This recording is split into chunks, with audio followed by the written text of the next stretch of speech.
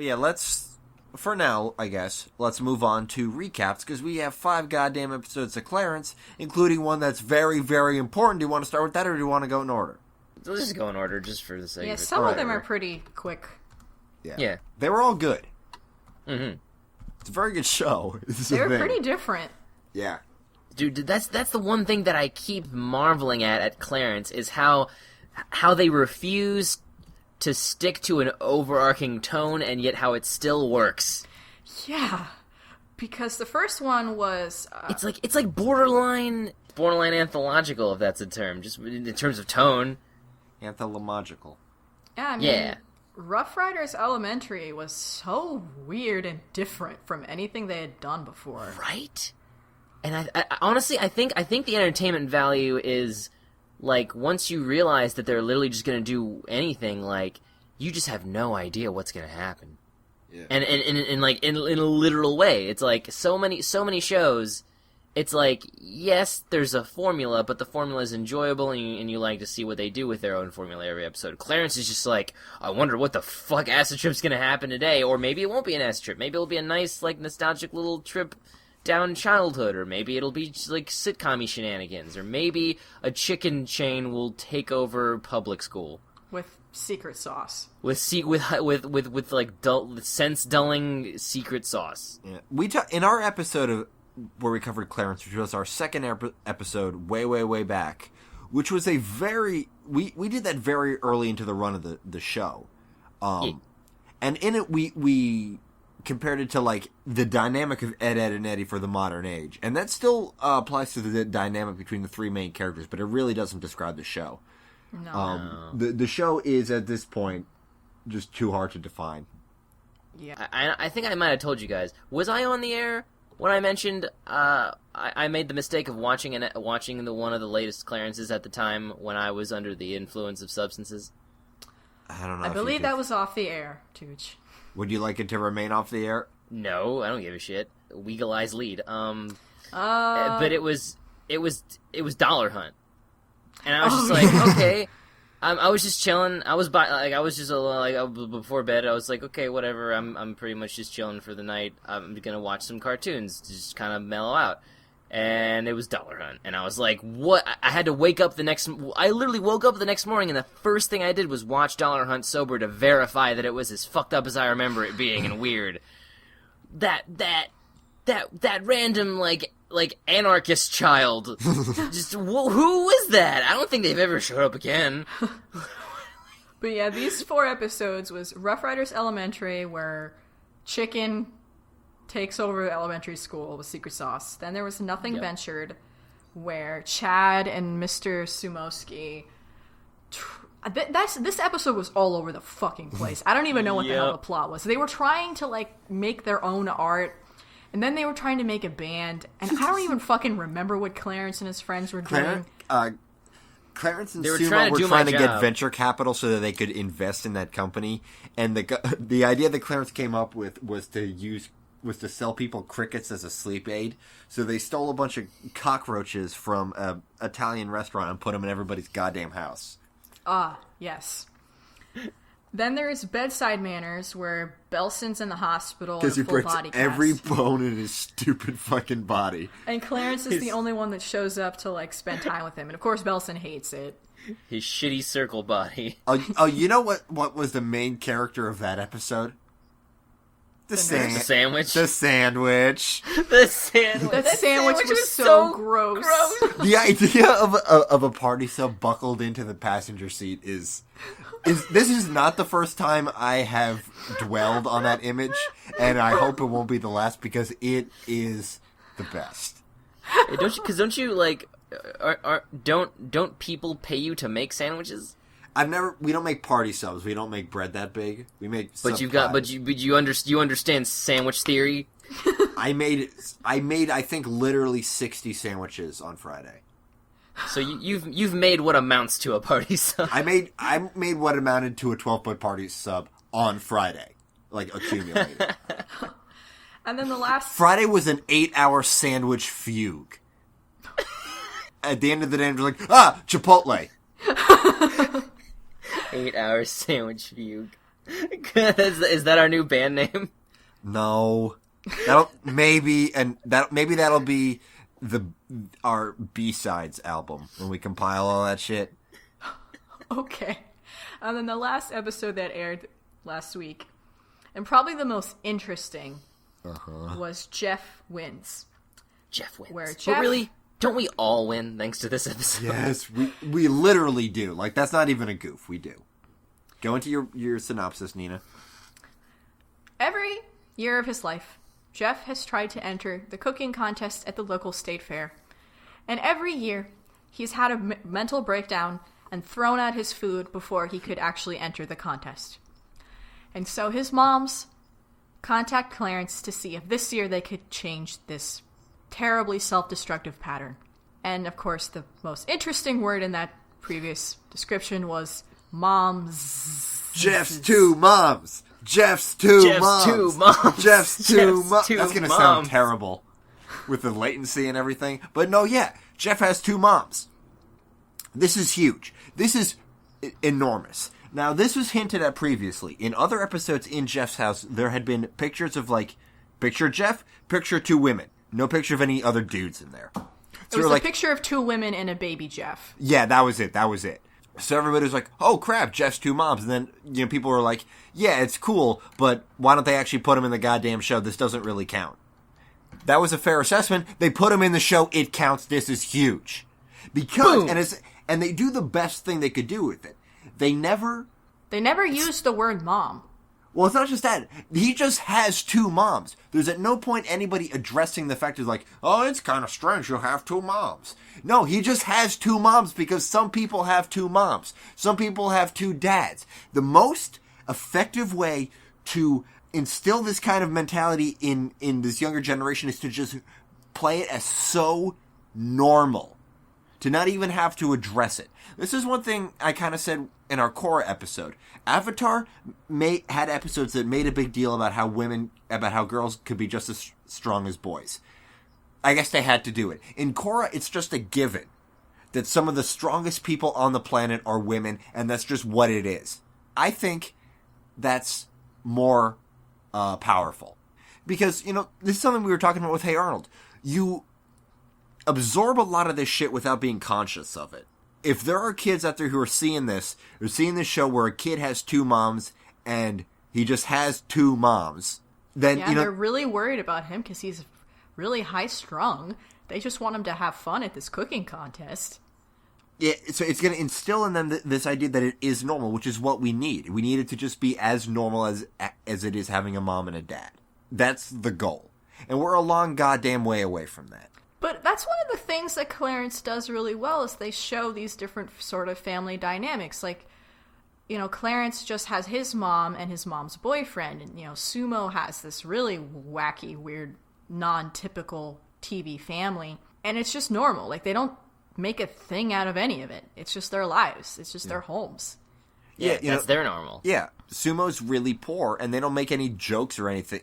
Not really. I mean, a little bit. They'll use it, like, They'll use the backdrop as context on which to build jokes, but the idea that he's poor is never a punchline. Yeah. Yeah. I like that he sleeps in, like, one bed with, like, all number of his siblings. Like an old Christmas cartoon. Yeah. So, yeah, and it was a fun episode with, Clarence doing some weird cooking shit. But yeah, that cooking scene was really funny. And the song. The song, where he just, like, is voiced by someone else. Well, that song and then the other song. Oh, yeah. There were two songs. I remember the song in the Hey Arnold movie.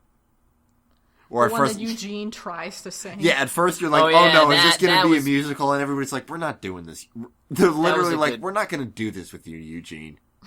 That was the best goof of the film. But yeah, Clarence is such a fun, weird, mixed bag of a show. Yeah. Oh, also we, this time, probably learned Sumo's real name for real this time, maybe. Because in the episode with the boat, what was it called? Sumo's boat? Boat Sumo? Dreamboat. Mm-hmm. Yeah, his dad calls him Noah. His dad calls him Noah, but he was making fun of him. He was, as the British say, having a crap of him. In Rough Riders Elementary, Josh, who, I just love how they just keep adding injuries to Josh. Yes. Yep. Every job. kills him a little more. He calls him Ryan. And that could be Josh not giving a shit what his name is, but he does call him Ryman. Ryman Samowski, that's his MC name. That's really it. Yeah, he calls him Ryan Samowski, so I think at this point, it's almost definitely his real name. Yeah. Almost definitely. Yeah. Probably. For sure. Maybe. That's Clarence. Other big-ass fucking deal episodes, Steven. Our first and second episodes have been super important this week. Yeah. Lion 3, the direct-to-video. Straight to video. Yeah. I don't know what they're going to do for the next one. It's like Lion 4 direct-to-game. Lion 4 in space. Lion 4 direct-to-Game Boy. Back to the hood. No, okay. It's going to be Back to the Hood. Or I'll be mad. I'll be mad if it's not Back to the Hood. But this episode is super duper important. Watch it first if you haven't seen it. Pause the episode, bring it up, and then come back. It's so worth it. Hey, you back? Yeah, so Rose was in it. That was pretty Rose great. was in all like 9 feet of her. Yeah, she's super tall, which is great. I love that. Yes. She was super tall and super pregnant. Oh god, like fucking goddess. Yeah, she totally was. Yeah, and like that speech she does. I was crying. You know I what cried. You know what it reminded me of? What? Watchmen. What? Which part? The scene on Mars where Dr. Manhattan finally realizes what's so remarkable about humanity. The idea that this beauty comes out of utter chaos in our irrational, idiotic lives. Oh, I see where you're going with this. Because, like, that's what she likes about you. Like, that's what she loves about humans, and that's what the gems can't comprehend. Yeah, Is like, and she found, like, the what is most even the deal? irrational man to fall in love with. But he's so lovable. He's very lovable, but he's not, like, good husband material. I'm not gonna have a child with Mr. Universe, with Greg Universe. But yeah, like it was super sweet, and also raises some questions as to what Lion's deal is, other than he's a dog. Lion acts like a dog, but is a lion, and I love him. Well, we always sort of suspected the lion was related to rose quartz because of the color scheme. Mm-hmm. And in the second lion thing, he took Steven to that gem weapons armory place. So Lion definitely knows some stuff. I mean, there was other things inside of Lion's mane that belonged to Rose. Yeah. Like that one crazy gem thing in the bubble. That was super neat. Yeah, that's the only thing I didn't know what that was. Everything else I was like, yeah, I know. I forget what it's called. It's a real thing. Oh. It's a real gem, obviously.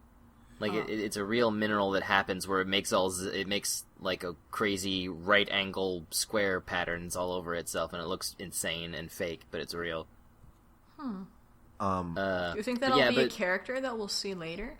Probably. I don't know. Maybe. Right. Do you gentlemen, think if that's ladies, start your fan fictions. If all the gems that they find are like people, why does Rose have that person trapped inside of this memory zone? Who knows? I mean, here's one thing about Rose. She said that half of her is going to be in Steven. That other half, that might be Lion. That could be that gem in the bubble. You know, there's a lot of places to go from here, and I have the utmost faith they will, because the makers of this show are incredibly smart. Yes. The half of me that's inside you is the half of me that loves you and loves who you are. How dare you? Is whenever you love yourself, that's me. Are you, like, reading it? No, it just really struck me a lot, because I like mommies. Well, cut it out. I was like, I want to call my mommy. Just like, what's her face Sadie. did. Sadie. I love that scene where Lars just walks into them and they're both crying and he's like, oh. I like the scene where Lars leaves the store, like, rocking out while eating a donut all gross. Rose Quartz was voiced by Susan Egan, who voiced Belle in the Broadway adaptation of Beauty and the Beast, and Megara in Hercules. Also, just you mentioned that Lion was a dog. I think Lion is still inherently cat-like, if for no other reason than he laid on Steven's face while he was sleeping. Yeah, Lion's kind of cat-like to me. No, to me the faces are very dog-like. But the behavior is very cat-like. I don't know. I think the faces are also cat, like, because the lion has that stare. It's like it looks thoughtful, but really he's just looking at a fucking wall and doesn't give a shit about you. That's very cat. That's my dog, though. Like, only she gives Your a dog's shit. a cat. She gives a shit about me, but like, she's always making like these impossibly like noble faces, and I'm like, this. Gnocchi, you're just hungry. Gnocchi, you're the president of the United States. Stop staring out that window and contemplating the future of this nation. Gnocchi, you're president now. Oh my gosh. President Puppy. Okay. What if Gnocchi was voiced by John DiMaggio? Oh, I would love her even more. Speaking of Adventure Time, we have one last really important recap we have to talk about. Zekula. An episode in which Finn and Jake were barely in it, and I think only in it at the end. I honestly think due to contract stuff that they have to be in every episode. Yeah, or at least Shada does, because DiMaggio voiced some of the Flame people. But this is an episode that is just Flame Princess and PB, and this is some of my favorite stuff of PB that we haven't seen in a long time, of her sinister machinations.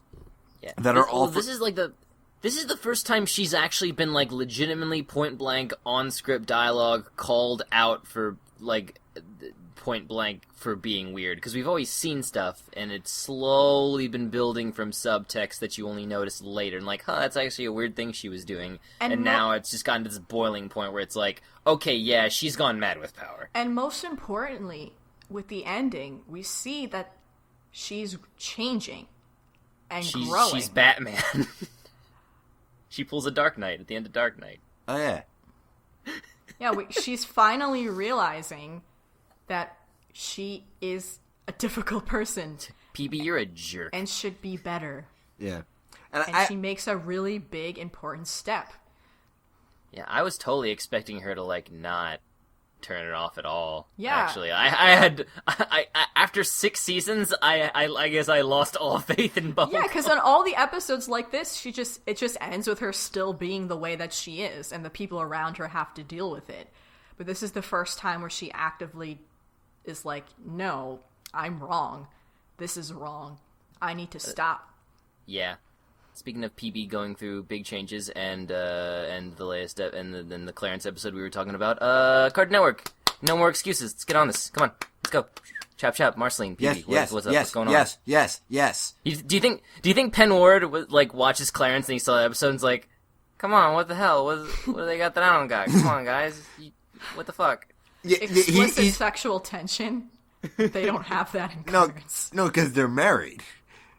Yeah, because, I mean, this is happening Clarence twice now. This is the second time Clarence has done that in Clarence's first season. Well, I don't want to say it's the second time. Well, what was the first time? The picture? I said it last time we talked about it, and I'll say it again. The European chic kiss smooches are objectively gayer than real kisses. Oh, yeah, that scene in the restaurant. Yeah, that's two times in one season that they've gone further than Adventure Time has gone in 6. I guess I feel like maybe because like Adventure Time is older, that maybe like they're just sticking with that now. They're still sticking with this decision, but because Clarence is newer, they're more lenient on it. But like they don't want to change their mind for Adventure Time. Well, I think it's significant that they never used the word moms. Like Clarence never said Jeff's mom or Jeff's moms. Jeff never called them mom or moms. And I feel like Jeff is the kind of kid that would call his parents by their first names anyway. Yeah. So that'll probably be their way around it. Oh no, yeah, it's not perfect. Yeah. But I've never ever in my entire life been one of those people that's been like, we shouldn't celebrate this because it could be better. Like, eat poop. No, yeah, like eat poop. Everything could be better. Yeah. Or go have fun never being happy. Yeah, this is pretty unprecedented. I mean, the only other kid show that I know did that was fucking Sunny with a Chance, and that show sucks. And that show got canceled after that. Well, Was it related? I don't know. No, it wasn't. No, the kid got too old, probably. Yeah. Well.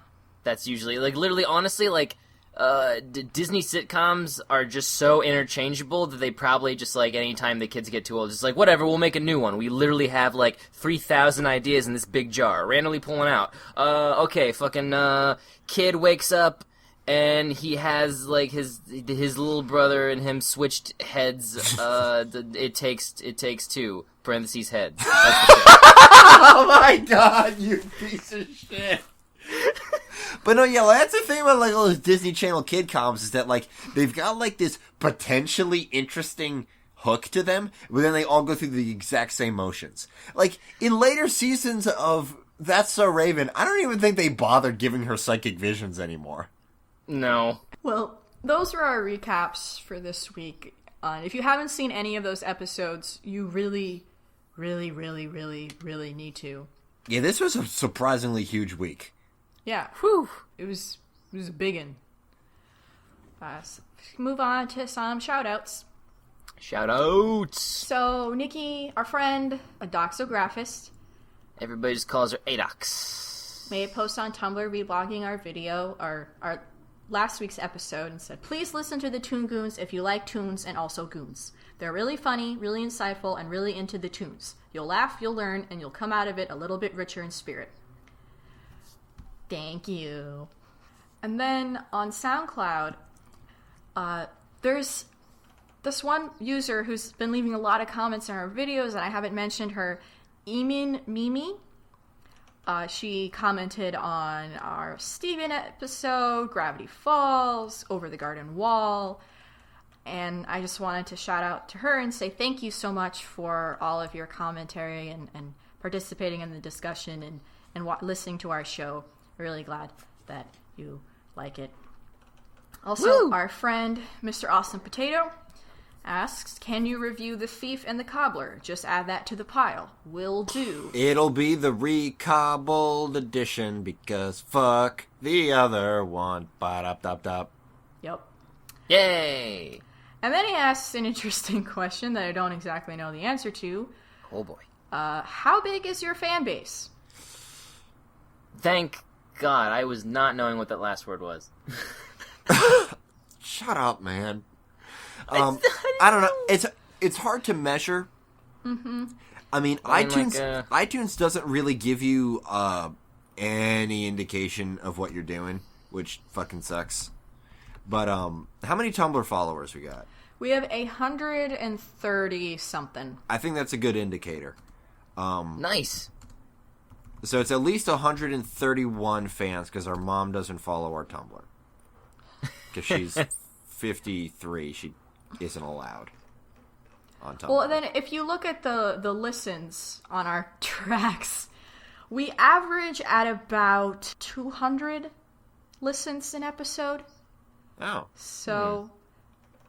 And we don't listen to our own episodes, so... And that's just on SoundCloud. I don't know if SoundCloud pulls... Because, like, iTunes is getting the feed from SoundCloud, and I don't know if that counts into the SoundCloud's... I don't know. Statistics?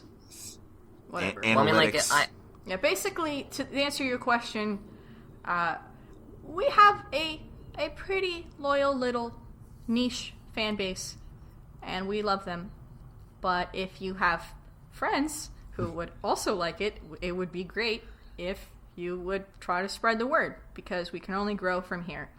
Also, yeah, and you can get on board super early, so you can be like, I've been with them since before you assholes knew who they were. I'm the real super fan, and then we'll hate you. Also, he says, my dad watches Fox News, what do I do? You don't.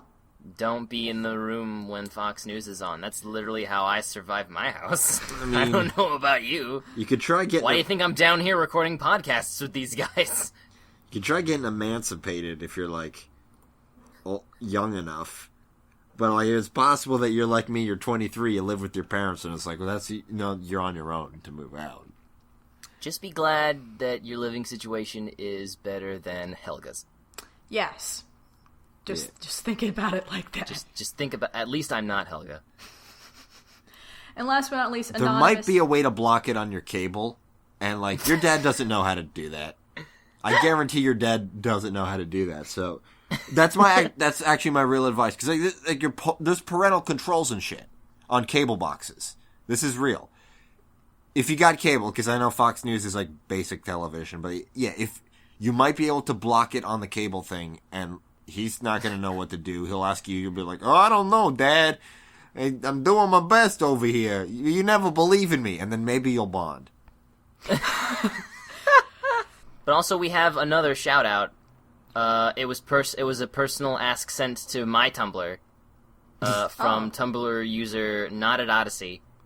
And I like their icon. It's like Dipper in super cool sunglasses. He looks like a stupid dork. Anyway, dude, I just listened through the entire backlog of Toon Goons episodes while finishing my master's thesis, and I just want to say thanks, all caps, for making such a cool podcast that got me through 140 pages of thesis.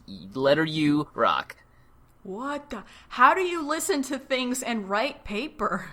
I know, right? That's you beyond are maybe that's what they're majoring in. List, because that's a skill that you got to develop. Way to go, man! Congratulations. Maybe they're like in chemistry, and like they were listening to the podcast with like pouring chemicals like in a lab. I know, but they said it was like 150 pages or some shit. They did say that. Way to go, man! pages, Congratulations on your master. We're glad we could help, like, somehow. Next week, we were talking about the Satoshi Kon film, Tokyo Godfathers. It is an anime Christmas film, and it is much better than you'd think. Unless you know Satoshi Kon, and what you're like, in case you're like, yeah, I know it's good, it's Satoshi Kon, he's a great guy. He's a great guy. It is the best Japanese Christmas movie ever made. Definitively. Not a lot of competition, but regardless of that, it's very, very good. We're going to have a great discussion. You're going to love it. Totally try to track it down and watch it, because it's an amazing film. And you're going to love it. I know a lot of you guys are going through finals and shit right now, including Nina. Yeah, it's a 90 minutes of relief from your terrible fucking lives. Yeah, so that, and then if you want to get a jump after that, we're going to do Ed, Ed, and Eddie focusing on the final season. You can find us... Okay, let's see if I can remember everything. Email, ToonGoons, thetoongoons@gmail.com. Twitter, @thetoongoons. Tumblr, thetoongoons.tumblr.com. SoundCloud /thetoongoons. We're on iTunes. Search The Toon Goons. Am I forgetting anything else? No. So you can contact us, ask us questions, give us suggestions, news stories, reviews, rate us, comment... Whatever, anything, everything. We really do love interacting with you guys. It's a lot of fun. It's so fun. Yeah, you want to ask us about like what we thought about an episode of Hey Arnold we forgot. You want to bring up a character we forgot. We forgot a lot of shit. There's so much in this show. So much. I've been Nikki. I've been Nina. And I'm sad we didn't talk about Dino Spumoni. Damn it! Fuck! Oh, you better not touch my gal, or I'll pop you in the kisser, pal. You better not even try, or you'll be looking at a big fat guy. Black. Now listen good, you stupid hood. I'll give you to the count of 10. If you're not gone by the crack of dawn, you'll never...